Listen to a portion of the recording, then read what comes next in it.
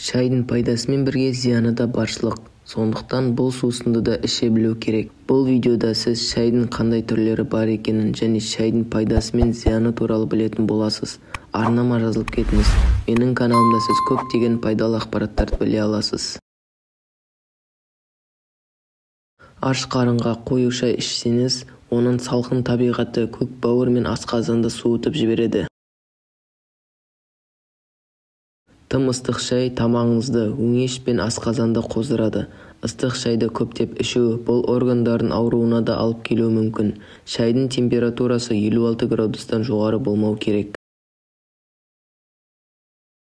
Жылы және ыстық шай бізді сергітіп, оятатын әсер берсе, салқын шай салқынның сақталуы мен қақырықтың жиналуына әкеледі. Тым қою шайдың құрамындағы кофеин мен танин бас ауруы мен ұйқысыздыққа апаруы мүмкін.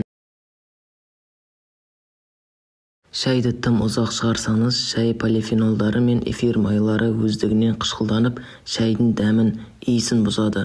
Сонымен қатар тұрып қалған шайға бактериялар жиналады. Тамақтану алдында шай ішу сілекейдің сұйылтуына апарады, яғни тағам дәмі сезілмей, ас қорыту органдары протеинді уақытша игере алмай қалуы мүмкін. Тамақтанудан кейін бірден шай ішу ас қорытуды бәсеңдетіп, ас қорыту органдарының жұмысын бұзады.